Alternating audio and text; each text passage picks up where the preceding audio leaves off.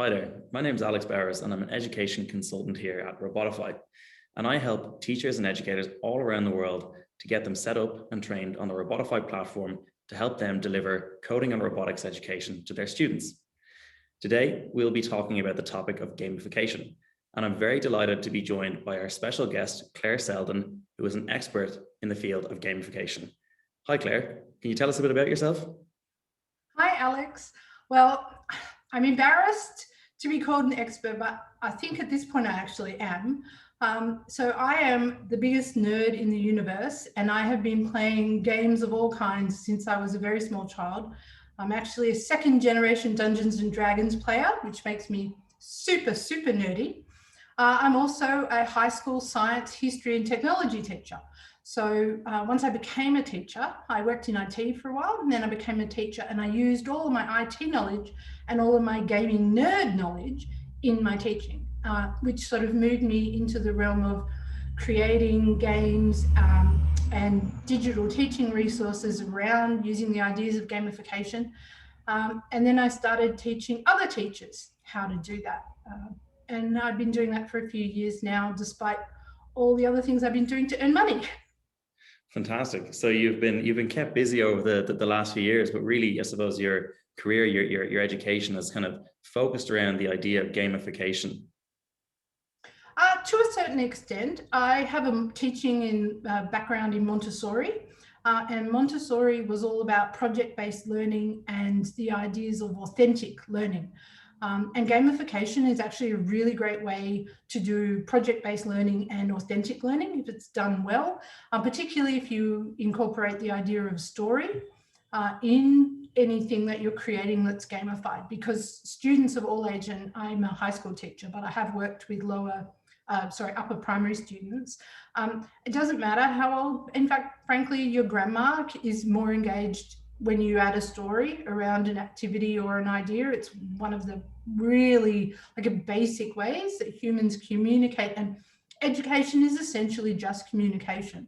So when you are trying to communicate to a student in a way that allows them to use that knowledge or that skills or that understanding and then naturally communicate that to somebody else, gamification is a really great way of ensuring that learning process is engaging and that it takes place.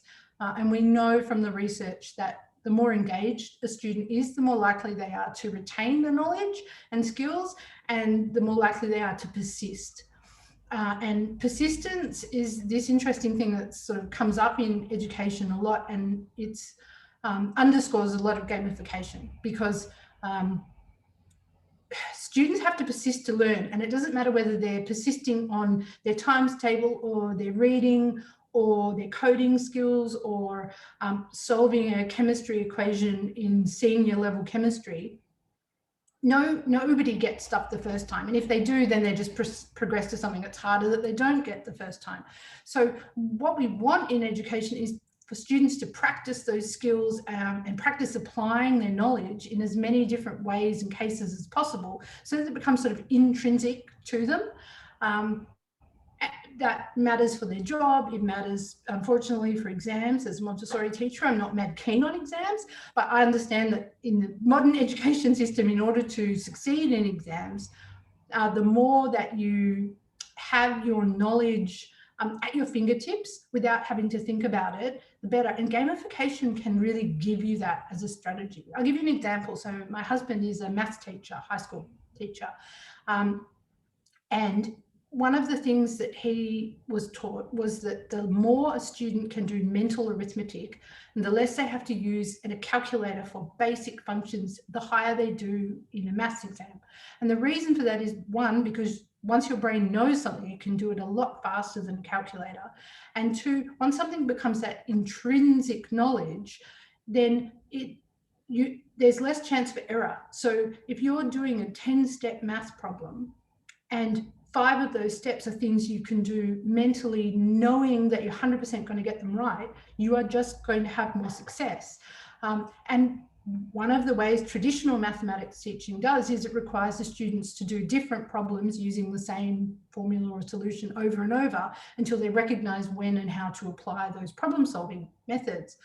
Gamification can give you that same level of practice in multiple different ways, but it's more engaging than 10 problems on a page. There is a famous maths teacher in Australia. His name's Eddie Wu, and he came in the top 10 teachers of the world a couple of years ago. He's written books. He's an amazing guy. And one of his go-to strategies for ensuring students are engaged and persist, do more work than they would otherwise, is gamification. He doesn't necessarily call it gamification. He might now, but when I first heard him speak, he wasn't talking about it as gamification, but he was telling us, this huge crowd of teachers who were all eagerly listening to this world-class teacher, how he engaged his bottom class year 9 students who weren't super engaged in math, let me tell you, but what they were engaged with was playing silly little games, which happened to get them to do maths problems. And he said, if I gave them a sheet with 10 maths problems, they might do 2. I gave them a game, and in order to beat their mate, they did 20 maths problems. And they didn't think that they were doing 20 maths problems. They didn't care that they were doing 20 maths problems. What they cared about was that they were having fun and practicing a skill. And to me, gamification, it can be as simple as that. Now, I would consider that form of gamification to be chocolate-covered broccoli. And what I mean by that is that really sophisticated gamification is much more than simple basic rewards, randomizing, or a bit of competition. They all work. They 100% work. But there are much more complicated, sophisticated ways that you can gamify. And in my personal opinion, Robotify is one of those examples. So there are educational programs that give students points, badges, scores, shiny bright lights. There's a reading program that gives kids rewards that they can then go and use to play stupid games, for example. So the more books you read, the more points you get, the more games you can play. It works. It's, in my opinion, not the best. And part of the reason is because if it becomes competitive, some students are always going to lose out. And my concern with that is that a child will not persist when they know that maybe they're not going to win. And so, whereas Robotify has some of the more sophisticated elements of gamification, which you find in most video games, board games, card games, even sport that kids play. So there's a story, something's happening, and it's more than just, I won a point or a light flashed. So that's one thing. There's an element of discovery. The child doesn't know what's going to happen straight away when they do something. And if you look at the really great educational games, they all have elements of discovery. Like most of the people listening to this, Alex, you might not because you're a little bit younger, but there was this amazing video game in the 80s called Where in the World is Carmen Sandiego? And most people my age, around 40, loved that game, and we played it endlessly. And part of it was because you had to discover things. You had to discover where she was, and it didn't matter. Like, I must have played that game multiple times because it randomly generated stuff. It was not the same every time. And you actually had to, in order to figure out what the flag was or what country she'd gone to, you actually had to discover stuff. And you also, within the game, had to discover things. But then at the same time, what you get is feedback. So when you're coding in Robotify, when you're going around Carmen Sandiego, when you're building something in Minecraft, what you find is that these games that are educational give you this feedback. So you as a learner, you're discovering something, but when it's wrong, you know that it's wrong. And one of the things we find in a classroom where there's one teacher and 30 students is that it is not always possible to give students the timely feedback that they need. And it's one of the reasons why educational programs of all kinds are so valuable, is precisely because the teacher can be freed up for explanations. So let's say I've got a class of students and they're all using an educational game. Then if it's a good game, it is giving them feedback. It is when they make a mistake, it is prompting them, it is suggesting, it is letting them know that it's a mistake, so then they can have another go. Now, if they have 3 goes and they still can't figure it out, then I, as a trained educator, can come and give them that prompt, can come and give them that extra help. But the other students are not held back because I can't give them feedback. And I do find that when I'm using educational games of all different kinds, and this could be a board game, it could be a card game, it doesn't need to be digital, but any of those games, a just element of discovery, problem solving, which we haven't really talked about yet, is also one of the really key elements of a great gamified experience in education, is that the student has to use their brain. They can't just button mash. And I guess that's something we were talking about. So sorry, audience, but Alex and I were talking earlier before we cut from Adam. Hi, Adam. And we were talking about the difference between an educational game or a gamified educational experience and just a game. And I think, as we said earlier, Alex, that's really important to mention when we're talking about this, because there are some games that can be educational. I mentioned Minecraft earlier. And look, you can learn stuff from, maybe not Monopoly, I don't think that's a very good game to begin with, but you can learn stuff from your average board game. You can definitely learn stuff from Minecraft, all sorts of other games, but sometimes what you're learning is Twitch skills, like how to hunt somebody down and shoot them. And that's, as a Montessori teacher, not my thing at all. And so I think sometimes people hear gamification or games in the classroom and that's what they think. They think, oh, the kids are wasting time, they're trolling each other, maybe, you know, and what you need to think about is, are they either using a game for educational purposes, or are they interacting with a specifically designed gamified experience that utilizes what makes games engaging? The reason why we play soccer for hours, football, the reason we play football for hours, the reason that cricket, I love cricket. So, you know, why do I spend 5 days in a row for 8 hours in front of the television watching cricket? Well, because it's amazing.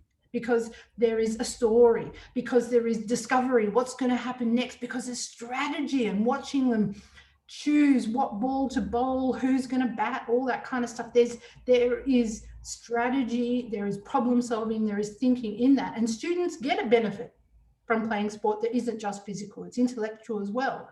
That if I design a well-crafted, gamified learning experience like Robotify, then my students have a chance to benefit from all those things that make games engaging within an educational paradigm. So, and to be fair, depending on what you want them to learn, there's all sorts of games. Uno is a really great game for younger kids in terms of colors, in terms of counting.